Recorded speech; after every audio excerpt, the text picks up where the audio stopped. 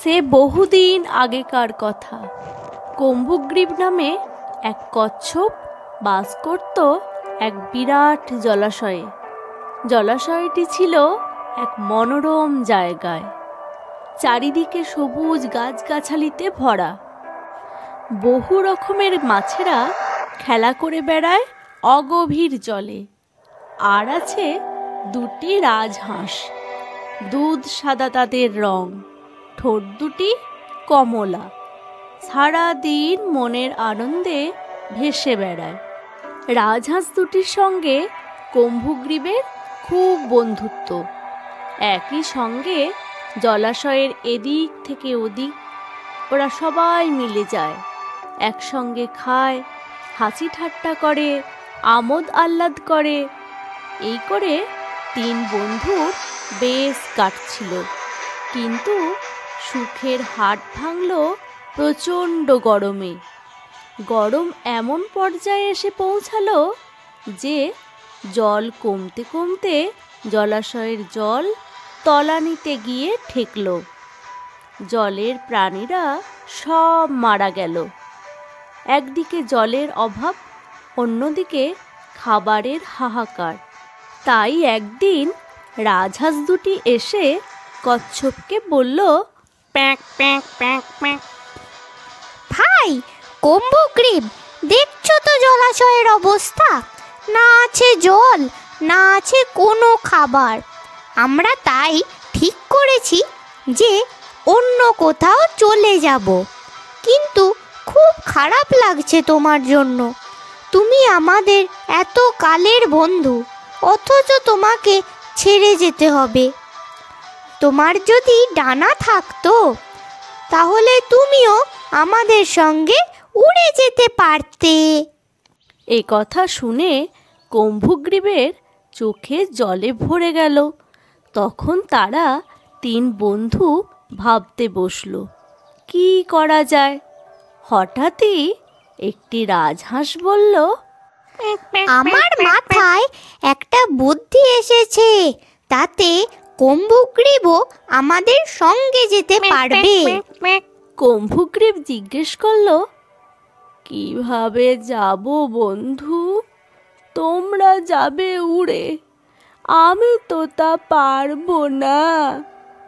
তখন সেই রাজহাঁসটি বলল, আহা, তুমি উড়বে কেন? আমরাই তোমাকে উড়িয়ে নিয়ে যাব। আমরা দুজনে একটা লাঠির দুই প্রান্ত ঠোঁট দিয়ে ধরে রাখব, আর তুমি লাঠির মাঝখানটা শক্ত করে কামড়ে ধরবে। তারপর আমরা উড়ে যাব। তবে হ্যাঁ, তোমাকে একটা কথা মাথায় রাখতে হবে, কোনোভাবেই তুমি কোনো কথা বলবে না, অর্থাৎ মুখ খুলবে না।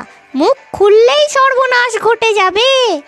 হাসতে হাসতে কুম্ভগ্রীব বলল, তুমি কি আমাকে এতটাই বোকা পেয়েছ যে নিজের বিপদ নিজেই ডেকে আনব? তবে তুমি যাই বলো না ভাই, তোমার বুদ্ধির জবাব নেই বন্ধু, তারিফ করতেই হয়। পরের দিন সকালে রাজহাঁস দুটি কুম্ভগ্রীবকে নিয়ে আকাশ পথে উড়ে চলল। একের পর এক গ্রাম তারা পেরিয়ে যেতে লাগলো।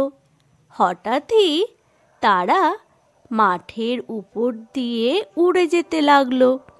ওই মাঠে এক দল ছেলে খেলা করছিল। তারা এমন দৃশ্য আগে কখনো দেখেনি। তারা চেঁচিয়ে বলতে লাগলো, আহা, বেশ মজা হয়। যদি কচ্ছপটা এক্ষুনি পড়ে যায়, তাহলে ওর নরম মাংস দিয়ে পিকনিক করব। এই কথা শুনে কুম্ভগ্রীব ভীষণ রেগে গিয়ে বলতে চাইল, যা যা, তোরা ছাই খা। কিন্তু পুরো কথা তার আর বলা হলো না। যা যা বলার সঙ্গে সঙ্গেই সে নিচের দিকে পড়তে থাকলো। ছেলেরা আনন্দে হাততালি দিতে লাগলো। রাজহাঁস দুটি নিজেদের গন্তব্যে যাওয়ার আগে বলল, বোকারাই এইভাবে বিপদে পড়ে। তো বন্ধুরা, এই গল্প থেকে আমরা কি শিখলাম? বোকারা নিজেদের বিপদ নিজেরাই ডেকে আনে। তাহলে বন্ধুরা, এখানে কে বেশি বোকা বলো তো? কমেন্ট বক্সে জানাও কিন্তু। গল্পটি ভালো লাগলে লাইক, কমেন্ট আর সাবস্ক্রাইব করে দিও। ফিরে আসছি নতুন কোনো গল্প নিয়ে।